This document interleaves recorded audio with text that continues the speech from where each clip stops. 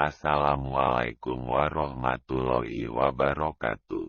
Pada kesempatan kali ini, saya akan menceritakan pengalaman horor yang dialami oleh seseorang yang bernama Ayu dan keluarganya saat menginap di rumah nenek. Bagaimana ceritanya? Tonton dan dengar ceritanya hanya di channel ini. Tapi jangan lupa sebelumnya untuk like, subscribe, komen, dan share sebanyak-banyaknya. Terima kasih.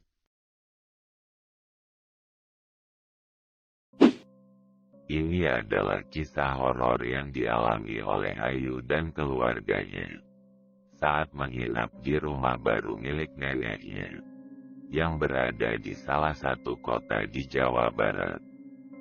Nenek Ayu baru saja pindah dan menempati rumah tersebut kurang lebih 3 bulan. Sebelumnya Nenek Ayu tinggal di desa yang lumayan agak jauh dari rumah barunya. Beberapa anak dan saudara dari nenek pun banyak yang tinggal di dekat rumah baru nenek tersebut. Itu salah satu alasan nenek menjual rumah lamanya dan membeli sebuah rumah baru agar berdekatan dengan anak dan saudara-saudaranya. Maklum, nenek saat ini hanya tinggal seorang diri. Setiap tahun, 1 minggu sebelum Hari Raya Idul Fitri, biasanya Ayu sekeluarga pulang ke kampung untuk merayakan Lebaran bersama keluarga besar. Tapi tahun ini, tepat di hari raya kedua, Ayu, adik Ayu yang bernama Fatma dan kedua orang tuanya Bu Yanti dan Pak Doni baru bisa pulang ke kampung.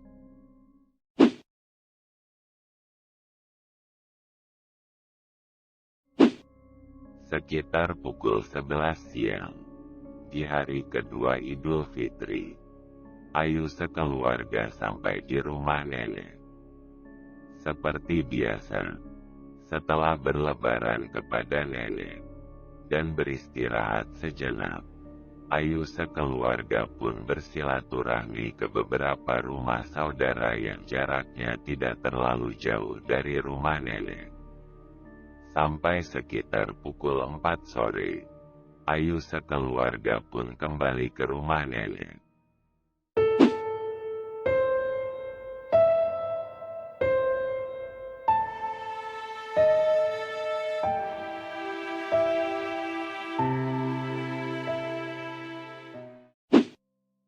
Saat sampai di rumah nenek, Ayu merasa lelah dan membaringkan tubuhnya di sebuah sofa. Dan Ayu pun tertidur. Menjelang maghrib, Ayu dibangunkan oleh ibunya. Yu, bangun nak. Sudah mau maghrib. Gak baik maghrib tidur. Kemudian dengan kondisi masih agak lemas, Ayu pun bangun dan duduk di sofa tersebut. Saat masih duduk di atas sofa, Ayu melihat ada seorang wanita berambut panjang dan menggunakan pakaian berwarna putih sedang berjalan, dan sosok tersebut masuk ke dalam kamar mandi.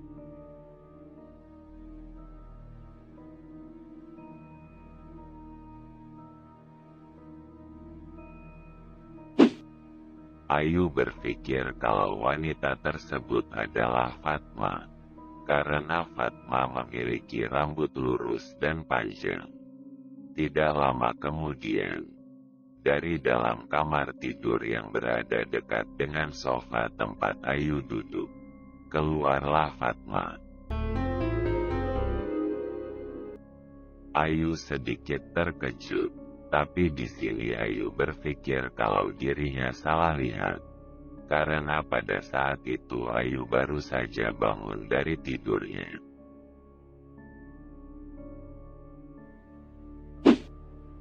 Sekitar pukul 10 malam, saat itu Ayu dan Fatma tidur di dalam kamar yang berdekatan dengan dapur. Saat ingin bersiap-siap untuk tidur, mereka berdua mendengar seperti ada seseorang yang sedang memasak dari arah dapur. Ayu pun menyuruh Fatma untuk ke dapur dan melihat siapa yang memasak pada saat itu. Fatma pun beranjak dari kasur dan berjalan menuju dapur. Tapi saat Fatma membuka pintu kamar, suara tersebut berhenti. Dan Fatma pun tetap berjalan menuju dapur untuk memastikan sumber suara yang sebelumnya didengar. Setelah dilihat, tidak ada siapa-siapa di dapur tersebut.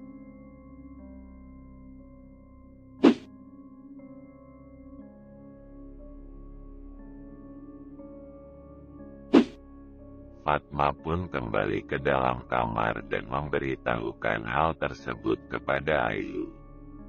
Mereka berpikir kalau suara tersebut berasal dari rumah yang berada di sebelahnya.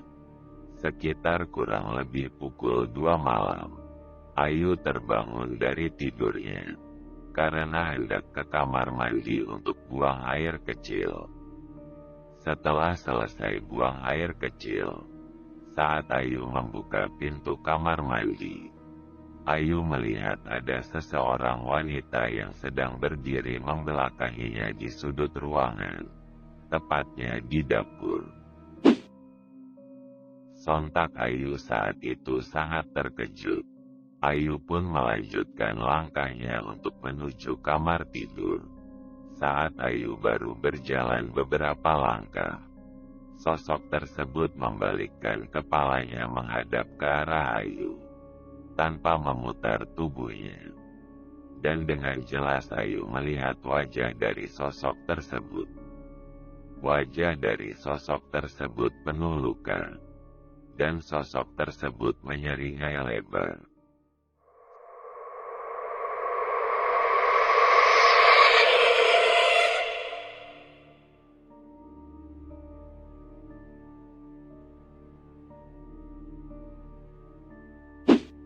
Seketika Ayu pun berlari sambil berteriak.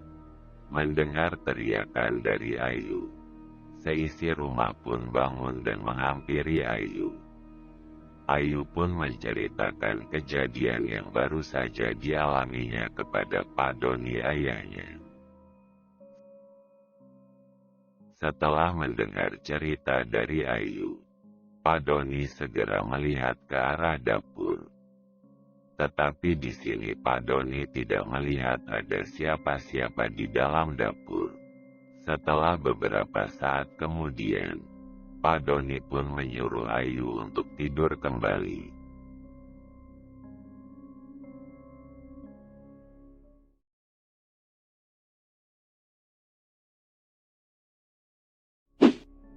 Saat pagi, Nenek Ayu pun menanyakan kejadian yang dialami oleh Ayu.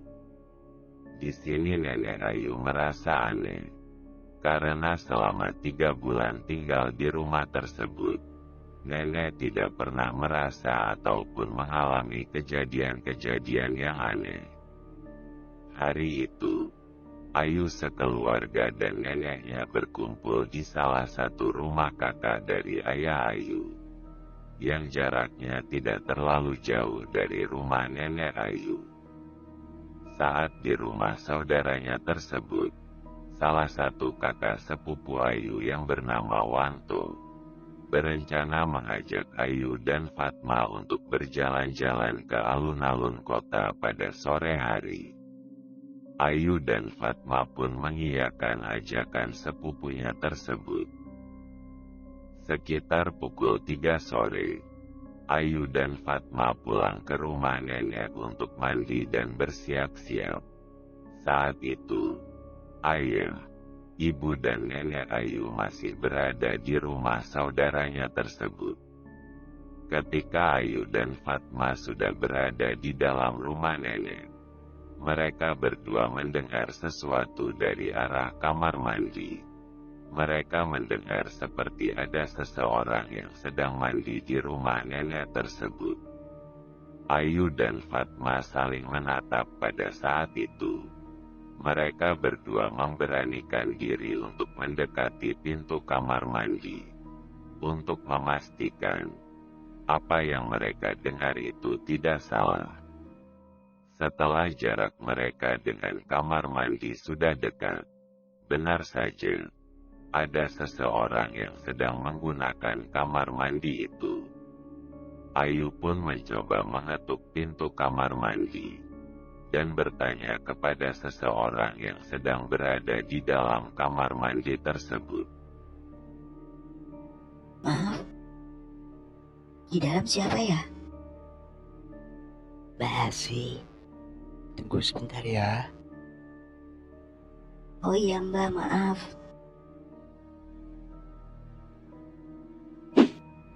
Mbak Asih adalah salah satu adik sepupu dari Nenek Ayu. Mbak Asih memang sering datang untuk menemani Nenek Ayu. Rumah Mbak Asih hanya beberapa meter saja dari rumah Nenek Ayu. Kemudian mereka pun kembali dan menunggu Mbak Asih keluar dari kamar mandi di sofa ruang keluarga sambil menonton TV. Setelah menunggu beberapa waktu, Mbak Asih pun tak kunjung keluar dari kamar mandi. Sampai sekitar pukul 4 kurang, kakak sepupu Ayu dan Fatma pun datang menyusul mereka.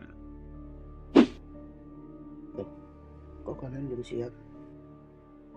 Gitu loh Mas, kita mau mandi, tapi masih ada Mbak Asih di kamar mandi. Mbak Asih? Iya, Itu Mbak Asih ada di depan rumahnya. Ayu dan Fatma pun langsung berjalan menuju halaman depan dan melihat ke arah rumah Mbak Asih. Dan benar saja, mereka melihat Mbak Asih sedang berada di teras rumahnya. Kemudian Ayu dan Fatma mengajak Mas Wanto untuk mengecek kamar mandi rumah neneknya tersebut.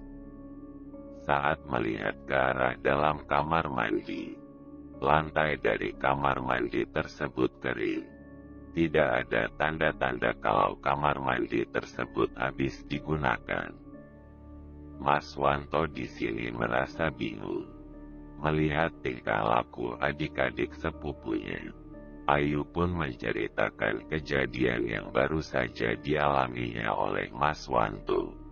Setelah mendengarkan cerita dari Ayu dan Fatma, Mas Wanto pun mencoba menenangkan adik-adiknya tersebut. Setelah Ayu dan Fatma sudah siap, Mas Wanto segera mengajak kedua adik sepupunya tersebut untuk berangkat ke alun-alun kota.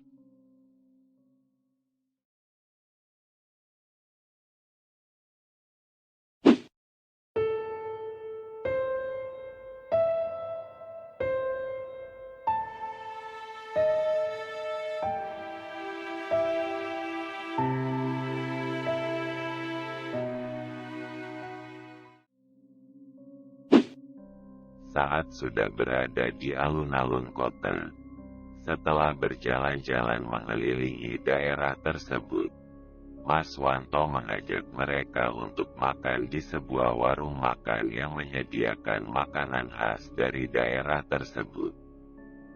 Selesai makan, Mas Wanto mengajak mereka berdua untuk pulang. Mereka sampai di rumah sekitar pukul 6 sore sebelum waktu maghrib tiba. Mas Wanto pun pada saat itu langsung pulang ke rumah orang tuanya.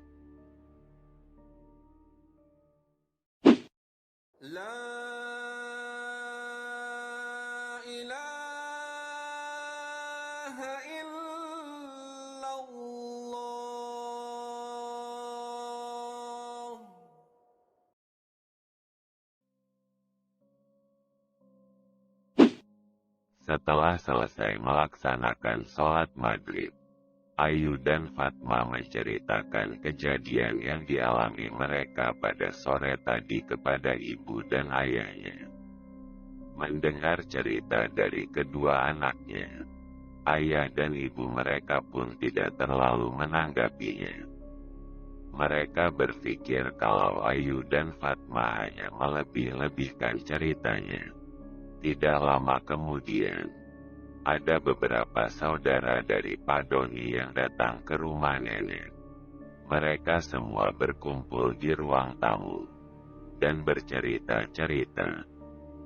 Sekitar pukul 10 malam, saudara dari Pak Doni pun pamit untuk pulang.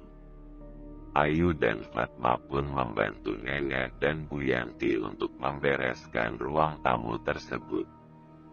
Setelahnya Ayu dan Fatma masuk ke dalam kamar dan bersiap-siap untuk tidur.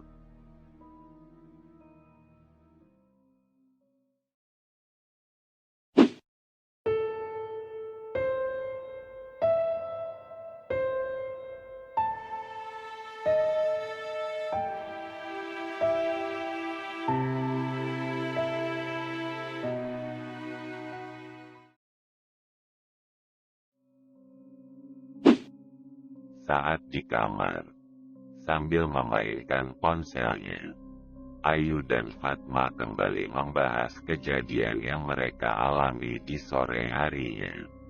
Saat sedang membahas kejadian itu, mereka berdua mendengar ada seseorang yang sedang menyapu di halaman samping rumah nenek tersebut.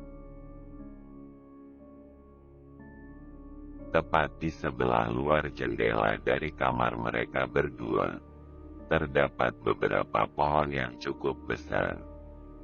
Ayu mencoba mengintip melalui jendela kamar tersebut. Saat baru akan melihat ke arah luar jendela, suara tersebut berhenti. Tapi setelah Ayu menutup kembali hordeng dari jendela tersebut, suara itu muncul kembali. Kejadian itu berulang sampai beberapa kali. Ayu pun segera memerintahkan Fatma untuk segera tidur. Dan suara itu pun hilang dengan sendirinya.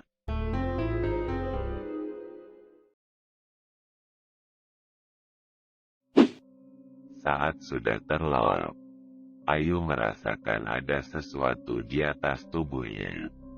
Dengan kondisi masih merasakan kantuk, Ayu perlahan mencoba untuk menggerakkan tubuhnya. Tapi saat itu tubuh Ayu tidak bisa digerakkan. Dan Ayu mencoba membuka kedua matanya.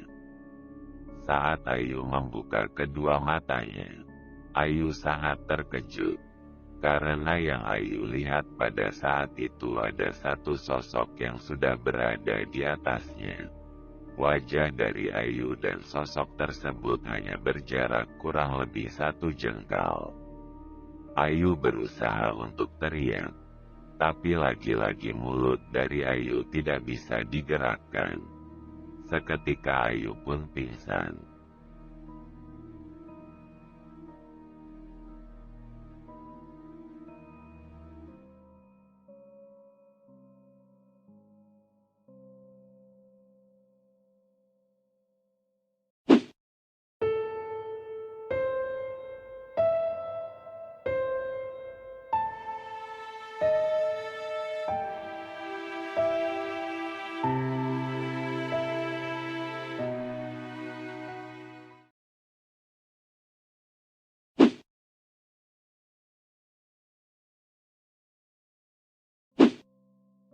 Sekitar pukul 5 pagi, Bu Yanti membangunkan Ayu dan Fatma untuk melakukan sholat subuh.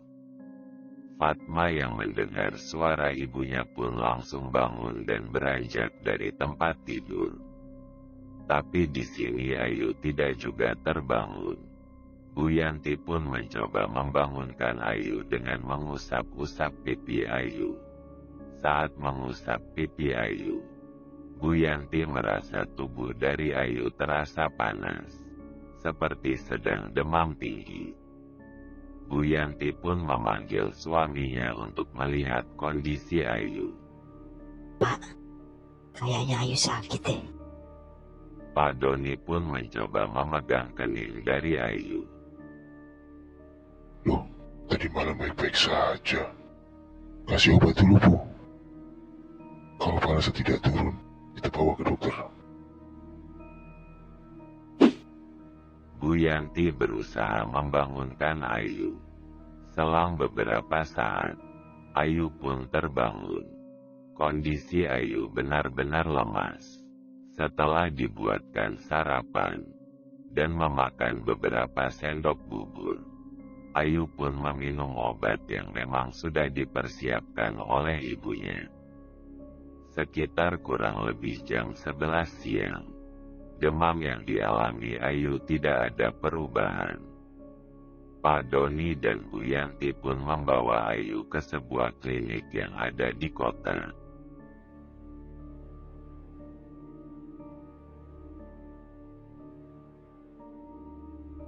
Setelah sampai di klinik tersebut, Ayu langsung diperiksa oleh dokter yang praktek pada saat itu. Setelah diperiksa, dokter itu berkata kalau Ayu hanya demam biasa.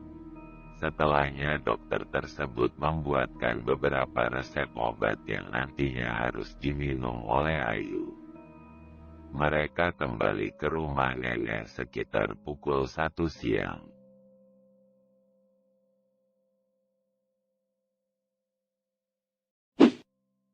Saat di rumah, Ayu dibaringkan di kamar, dan Bu Yanti menyiapkan makan untuk Ayu.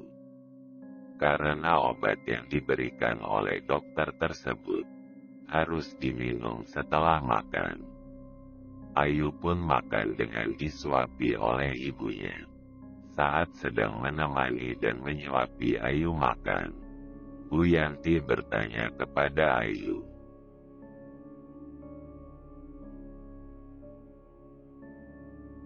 Kamu kenapa?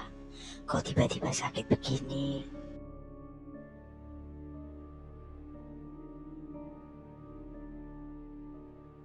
Dengan kondisi yang masih lemas, Ayu pun menceritakan kejadian yang dialaminya semalam kepada ibu dan Fatma. Mendengar cerita dari Ayu, Fatma dan ibunya sedikit terkejut. Fatma juga bercerita kepada ibunya kalau sebelum tidur, mereka mendengar ada seseorang yang menyapu di halaman samping. Ayu pun meminta kepada ibunya untuk segera pulang. Ayu takut kejadian semalam terulang kembali. Siang itu tidak ada kejadian yang aneh-aneh lagi.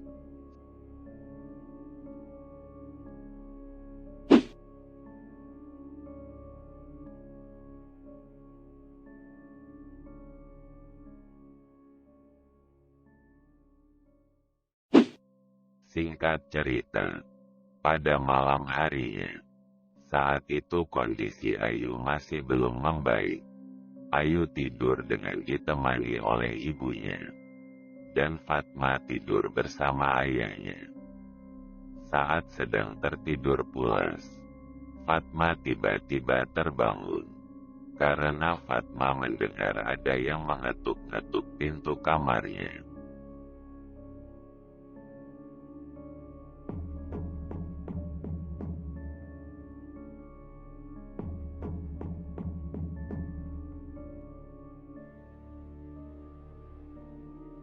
Saat Fatma baru saja membuka kedua matanya, Fatma melihat gagang pintu kamar tersebut bergerak, seperti ada seseorang yang membuka pintu tersebut dari arah luar. Saat pintu sudah terbuka tidak ada siapa-siapa di depan kamar tersebut. Fatma mencoba memfokuskan pandangannya ke arah pintu yang terbuka. Beberapa saat kemudian, Fatma melihat ada sebuah jari-jari tangan berwarna hitam, dan kuku dari tangan tersebut sangat panjang. Saat Fatma berniat membangunkan ayahnya, Fatma melihat satu sosok yang perlahan muncul dan hendak memasuki kamar tersebut. Dengan jelas, Fatma melihat sosok itu perlahan berjalan memasuki kamar tersebut. Seketika mulut dan tubuh Fatma seperti tidak bisa digerakkan. Tubuh Fatma lemas, dan Fatma pun pingsan.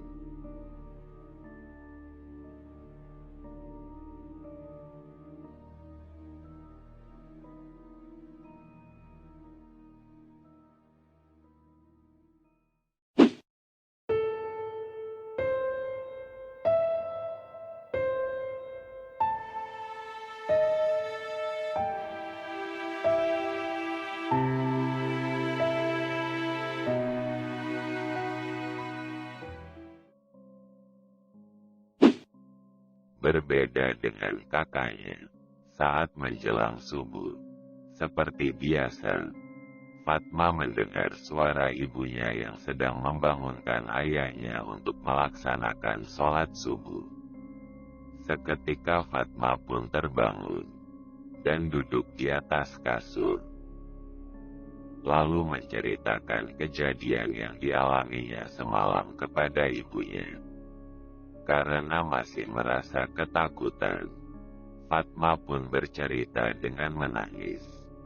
Bu Yanti yang mendengar cerita dari anaknya tersebut, merasa kalau kedua anaknya memang benar-benar diganggu oleh sosok yang tidak terlihat.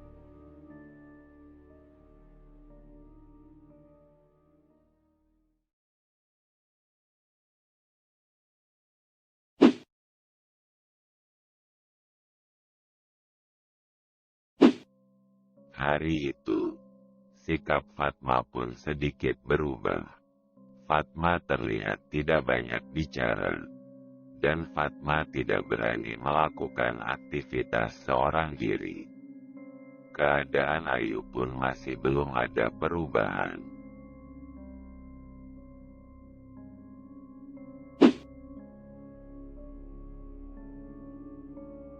Saat menjelang sore, Bu Yanti menghampiri Pak Doni yang sedang duduk santai di teras rumah.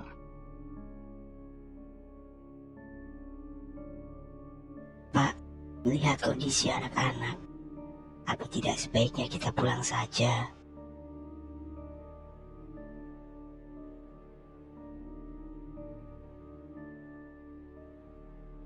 Ibu khawatir, Pak.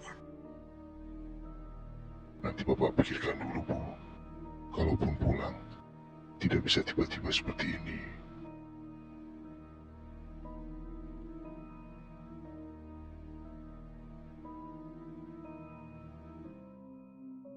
Singkat cerita, malam itu, Ayu dan Fatma tidur dengan ditemani oleh neneknya.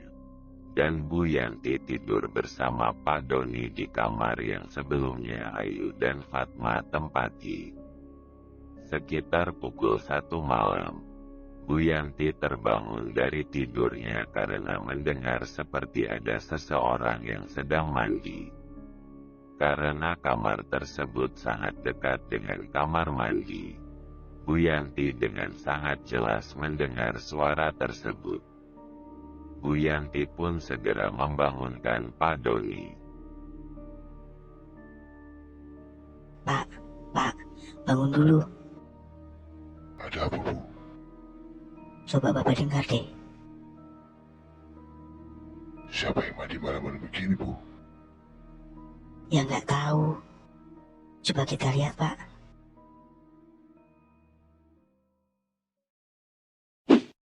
Bu Yanti dan Pak Doni pun segera menuju kamar mandi untuk mengetahui siapa yang sedang berada di dalam kamar mandi tersebut. Saat beberapa langkah lagi sampai di depan kamar mandi, suara tersebut pun berhenti. Pak Doni dan Bu Yanti pun saling menatap. Kemudian Pak Doni pun mencoba mengetuk pintu kamar mandi dan menanyakan siapa yang berada di dalam kamar mandi tersebut. Tetapi tidak ada jawaban. Lalu Pak Doni mencoba membuka pintu kamar mandi tersebut.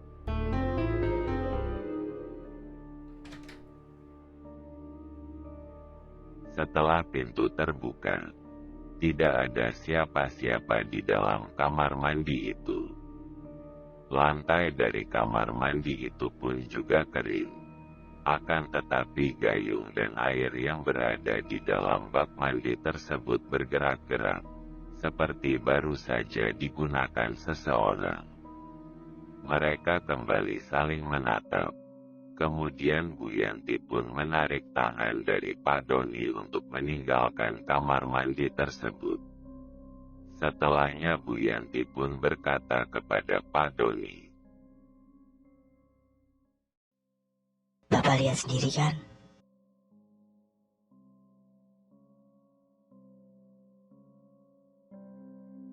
Mereka berdua pun kembali ke dalam kamar.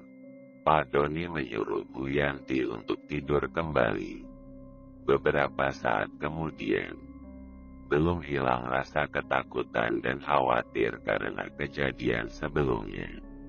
Mereka berdua mendengar suara seperti seorang wanita yang tertawa dari arah samping rumah, tepatnya dari balik jendela kamar.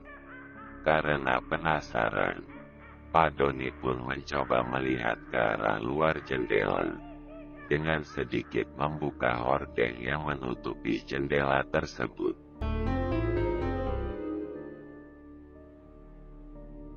Astagfirullahaladzim.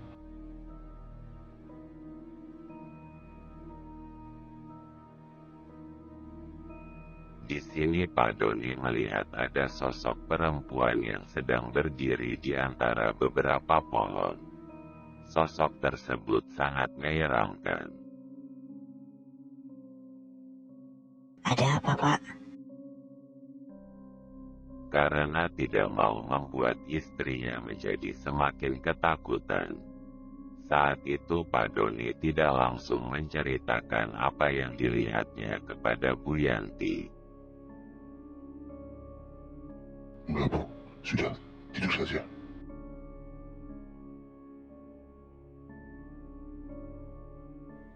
Saat pagi, Pak Doni menyuruh Bu Yanti untuk membereskan pakaian-pakaian dan mengajak istrinya dan kedua anaknya untuk pulang ke Jakarta. Dengan sebuah alasan, Pak Doni meminta izin kepada ibunya untuk pulang ke Jakarta hari itu.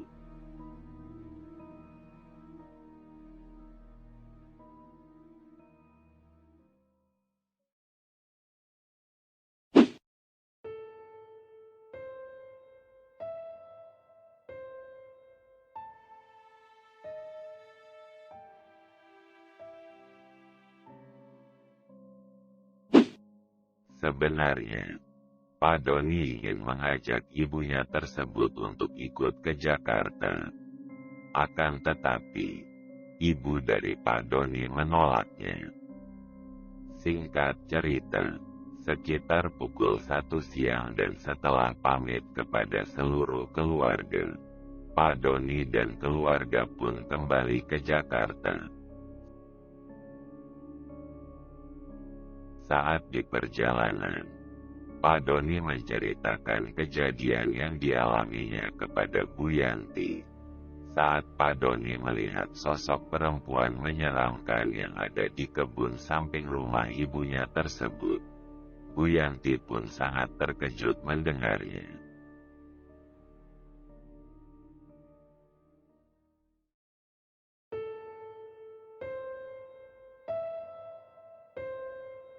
Dan anehnya, kondisi Ayu yang sebelumnya mengalami demam tinggi selama beberapa hari, saat itu juga berangsur membaik. Mereka sekeluarga sampai di Jakarta dengan selamat tanpa mengalami kejadian-kejadian aneh.